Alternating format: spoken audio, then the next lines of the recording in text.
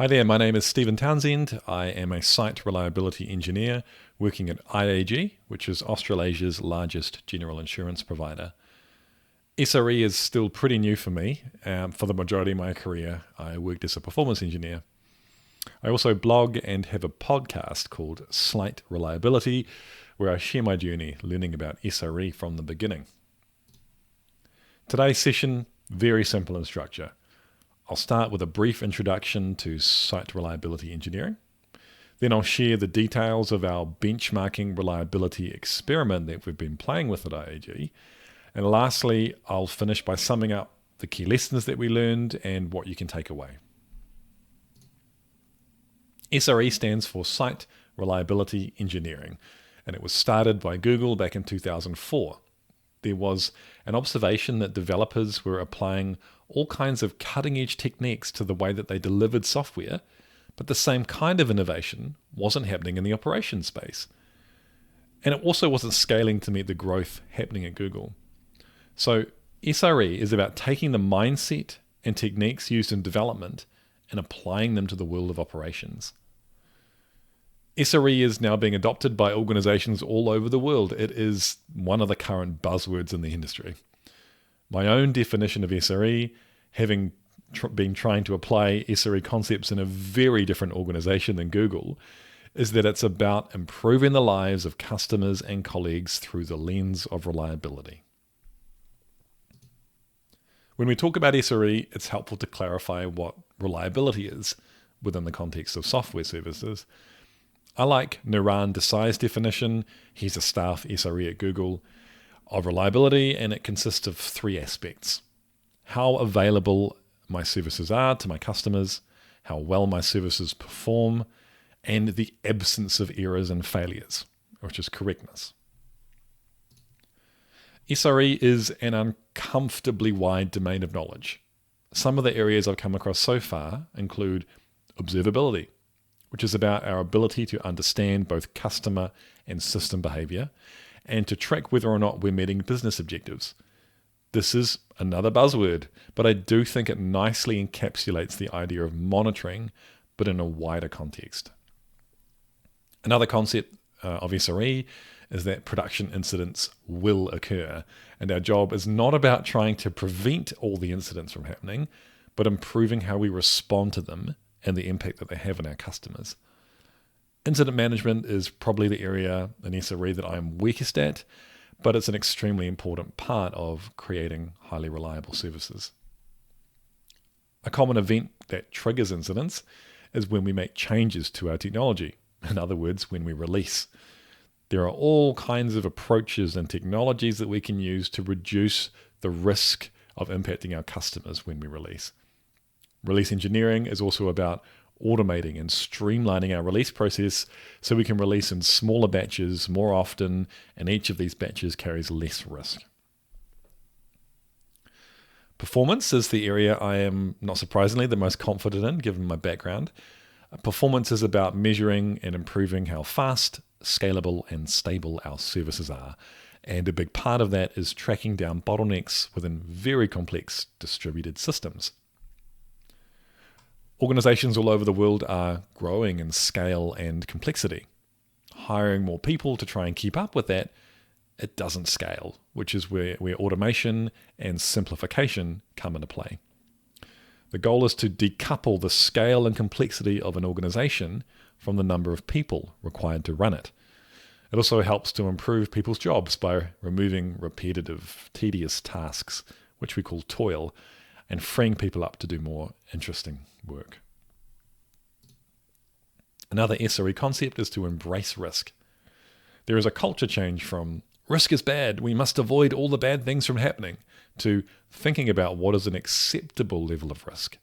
Then as an organization, we can start taking calculated risks which might pay off big time in the end. Blameless culture and psychological safety are also part of the culture change which SREs are involved in implementing.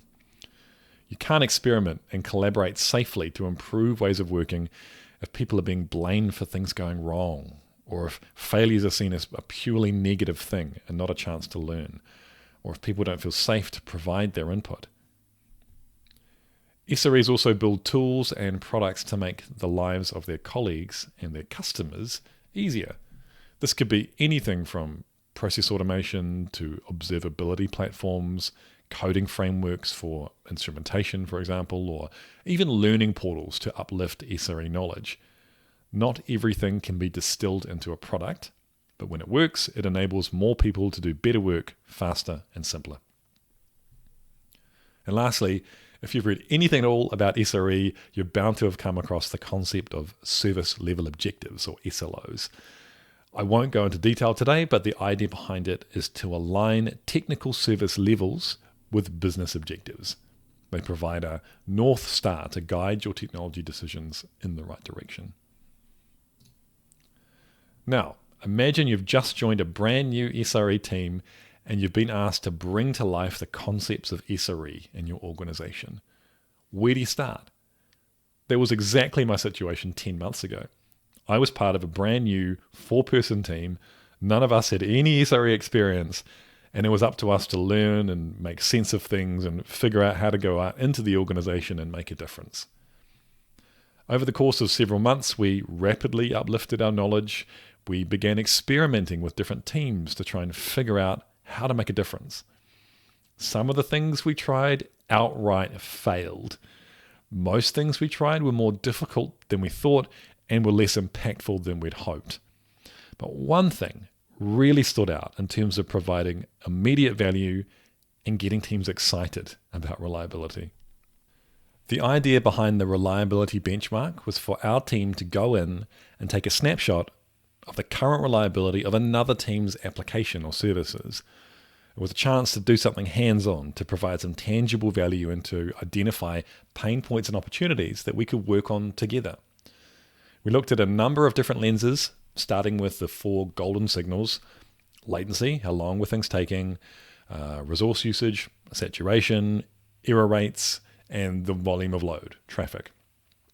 We added to that availability, which is related to but not identical to error rate. And then we also looked at some metrics that told us about how the team was functioning. And the 2 areas we looked at there were the number and the priority of production incidents occurring each day, and how frequently deployments or changes were being made to production. And lastly, we added a business-centric lens. This, of course, depends entirely on the application or service in question and its business context. For this, for example, we worked with one team who provided a quote and buy insurance portal. So we captured the conversion rate from insurance quotes, which were purchased into insurance policies. Today, I'm going to share the specifics of what we measured, why, and what we found along the way. The context was the team we work with looks after a public-facing website that allows customers to obtain insurance quotes and then to purchase those insurance policies if they would like to. They also look after an online web portal that allows customers to manage their own insurance online. The first area we looked at was availability. In other words, how available are these 2 websites to our customers? This is a more difficult to answer question than you might think. A traditional metric many operations teams use is uptime. That is, there's 24 hours in a day, how much of that time were our websites available to our customers? The problem with uptime is that it doesn't take into account how much customer activity was happening at the time that an outage occurs, and therefore it doesn't take into account customer impact. In the highly scientific diagram on the screen, it's obvious that incident A has a much bigger customer impact than incident B simply because of how much customer activity was happening at the time. So what's the alternative? How can we measure availability another way? A common approach used by many organizations is to track error rate as an indicator of availability. What constitutes an error in this case is something that you need to decide for yourself. But the benefit of error rate is that it gives you some indication of the impact of an outage or issue on your customers. It also allows you to capture the impact of partial outages that may only impact a subset of your users. Maybe you've got 3 servers and one of them goes down, and briefly a third of your customers are impacted until the load is balanced across to the 2 healthy nodes. There are more advanced indicators for availability, such as user uptime. For this approach, we track each individual customer in a timeline. Each period of time that they are receiving successful responses, we consider that available time. But after an error occurs, we mark that time as unavailable until they subsequently receive a success. I love the idea of user uptime, but I couldn't figure out how to capture it with the tooling that I had available and my limited mathematics ability. So instead, I decided to use error rate to keep things simple in this early stage. So we want to track error rate for these websites, great, but there's still plenty of stuff to figure out. For example, where are we going to track errors? We could track errors in our customers' web browsers, but then we'll also be measuring things outside of our control, such as an ISP outage or poor mobile connection. If we include all of this in our monitoring, then we do get a sense of the customer experience, but not necessarily of our service health. On the other hand, we could capture errors on the server side. Maybe we track the success or failure of HTTP requests hitting our web servers. However, what if the load balancer that sits on top of the web servers goes down? Because we're tracking error rate at the web server level, we wouldn't see any errors at all because nothing's being received by them. Yet our customers are unable to consume our service. My opinion is that there is no golden metric that tells you about availability. It's about answering the question, can my customers access my services? And that will require tracking more than one thing. Even when we make a decision on what layer or layers of the solution to capture availability from, we're still not there yet. What specific metric are we going to capture that tells us about availability? In my case, I need a metric which tells me the rate of errors occurring in production when customers are trying to use our websites. I ended up using HTTP request success rate, as reported by the web server access logs, given the limitations, which I just mentioned. But what constitutes an error? It's tempting to just write a simple query that says any HTTP 200 or 300 response is a success, and any 400 or 500 level response is a failure. But I'm sure, as many of you have seen in the past, we often have a situation where a 200 response is returned, but there's a custom error message in the body of the request. In our case, once again, to keep things simple, I did just that. I said that any 200 or 300 level response is a success, anything else is a failure. I did also try writing queries that looked for the word error in the body of responses, but it didn't show a lot. To get this data, I was querying HTTP access logs, which were indexed in Splunk, and Splunk allowed me to write a query to see all the stats I wanted without having to manually go to different nodes to obtain the logs. So what did we find out about these two websites? We looked at historic data over the last 6 months, and overall we found they were pretty available given the limitations of that single metric we looked at. The customer portal had a very low request error rate, and the quote and buy site had about a 1% error rate. This 1% error rate is almost entirely, if not entirely, made up of HTTP 404 not found errors. Whether these are missing resources which do not impact the customer or were actually customer impacting errors, we don't know. This opened up a good discussion we had with the team, and it gave them a lead to investigate. Now, I know I've gone into a lot of detail about availability here, but availability is probably the most important thing, the thing people talk about the most when we talk about site reliability. So moving on to some of the other areas of reliability, because we used error rate to track availability, we'd already been looking at server-side errors, but I wanted to look at errors more holistically across other layers. For these websites, we had New Relic's browser monitoring in place. And the way this works is that each time a customer visits our website, some JavaScript code provided by New Relic is downloaded onto their customer's web browser and executed. And that code measures the performance within the browser itself. It also gives us insight into what the customer's doing and how they're interacting with our website.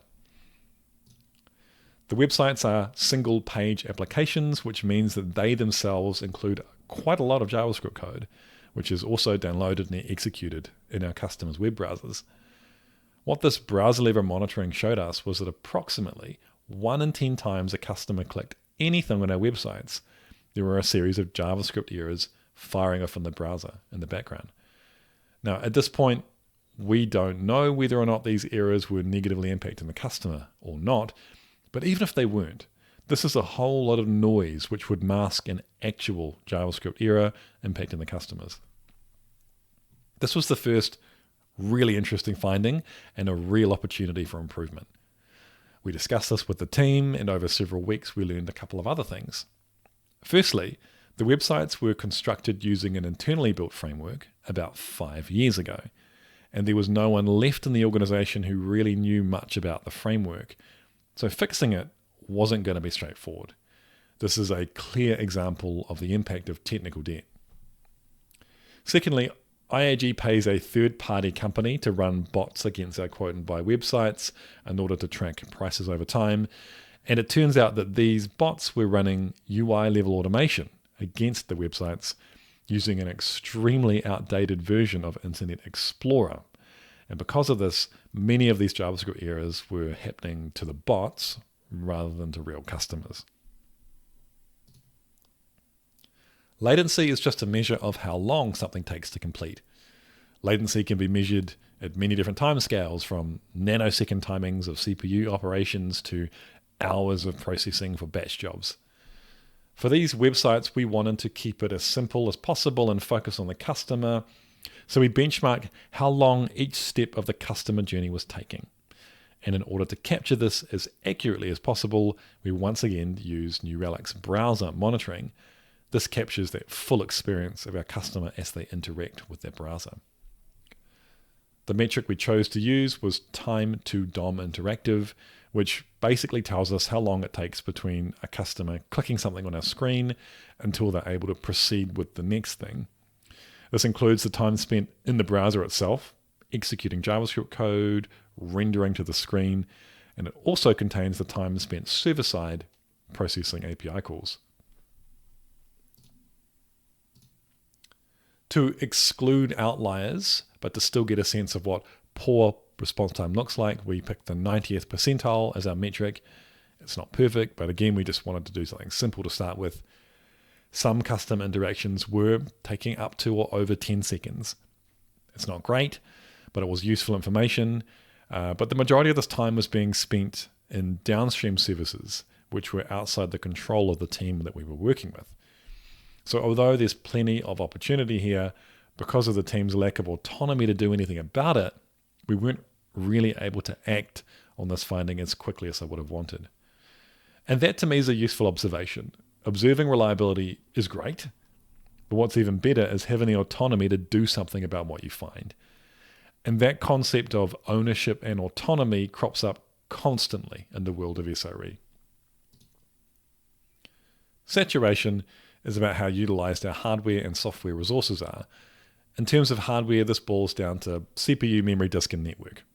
For software, it could be any number of resources, such as a connection pool. Again, keeping this extremely simple, I decided just to focus on CPU consumption as our starting point. The websites were hosted on an on-premise Kubernetes platform, and I was able to monitor CPU consumption at the node and the pod level from the Prometheus monitoring that had been set up. Note that from experience, you should try and avoid using percentage processor time when looking at container CPU usage.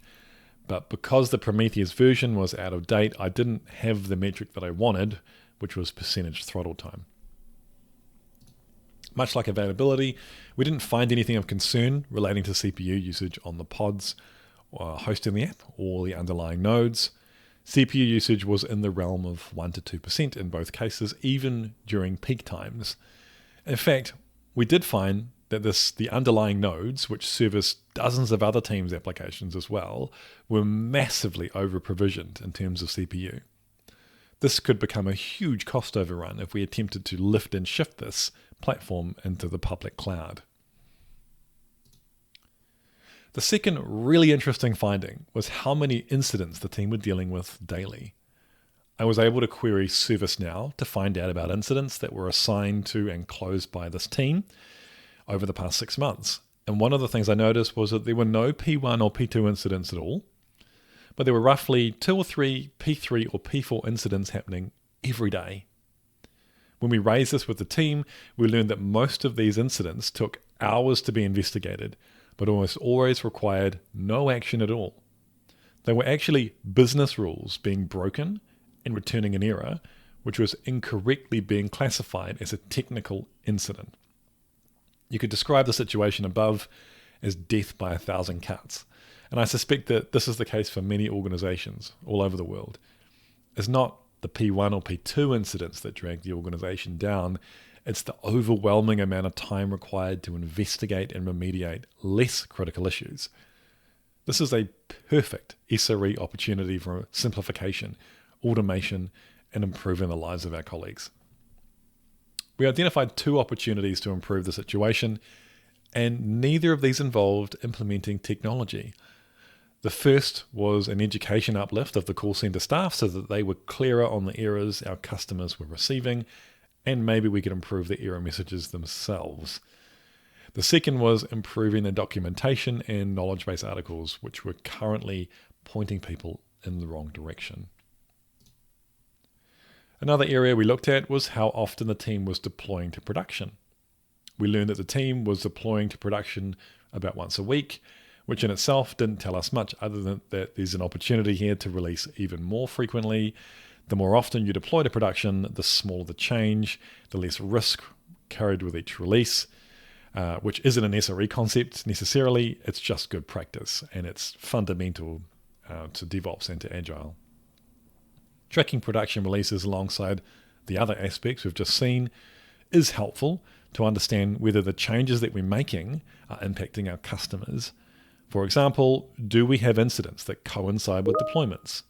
Or do we have an increase in latency or error rates when we increase, do they increase when we make a deployment? To look at the traffic or workload that the websites were under, I looked at the web server access logs in Splunk and the number of requests. And I was able to break down the number of requests by the different steps of the customer journey. And something interesting we noticed is that the first step of our quote and buy process was being hit 10 times more than the second or subsequent steps on the process. And to this day, I'm not sure why that is. Why are there so many customers starting the quote process and then cancelling out? This could be a huge opportunity here to improve how many customers continue through this funnel. The last lens I looked at was whether or not we were meeting our business objectives. Specifically for our quote and buy websites, I looked at the percentage of people who purchased an insurance policy after having been given a price. We call this conversion rate. And for this initial analysis, I used New Relic's browser monitoring again, but in an ideal world, I would have liaised with our data team and looked at their analytics platform, which provides more accurate information. I'm not going to show the details of this analysis for privacy reasons, but what we saw did align closely with what we expected based on prior knowledge. And now that we have this snapshot, we have the ability to track it moving forward and see if any of the changes that we're making are having a positive or negative impact on conversion rate. Understanding business goals is incredibly important when you talk about reliability. No system can be 100% reliable. So what is reliable enough? And what aspects of reliability should we put time and effort into? That entirely depends on what your business is trying to achieve and the unique context of the service in question. This whole exercise took me about a week, including obtaining access. In that short amount of time, I think we were able to identify specific, tangible opportunities to improve reliability, which should hopefully improve the lives of our colleagues and our customers. We've since been looking into ways in which we might automate this process to pull together reliability information from many different tools into the same place. And this could give teams the independence to track their own reliability moving forward. But the most exciting thing for me was how engaged and interested the team was about the findings. Nothing we'd tried prior to this had made the same kind of impact. There was a real buzz about what we'd found, how we might go about making things better together. And to me, that's the essence of SRE. It's not about copying Google. It's about identifying opportunities and creatively working together to figure out how we can make things better. One of the messages I want to convey with this talk is that going in and getting real insight about a team, system, or service's reliability is a great way to start the SRE conversation. It's hands-on, it provides tangible value, and it helps to get people engaged and excited about the work. Secondly, make sure you know what your organization is trying to achieve. What are the 2 or 3 highest priority objectives? Maybe you want to grow your customer base or retain existing customers or drive down operating costs. When you know what the goal is, you can shape everything you do to try and help achieve that. And finally, if there's one thing I'd like you to take away today, it's this. Don't try and copy Google. Don't even try and do SRE. Instead, focus on better outcomes for your customers and your colleagues. And it really doesn't matter how you go about that. In fact, you can't really avoid leaning into the unique complexity of your organization to come up with your own bespoke ways to improve reliability. That's all I wanted to cover today. I hope you got something out of the session. If you'd like to stay connected, you can reach me on LinkedIn and Twitter, where I'm fairly active on both platforms. And as I mentioned at the start, I release episodes of my podcast, Slight Reliability, most weeks. You can find the podcast on YouTube or most popular podcast streaming services as well.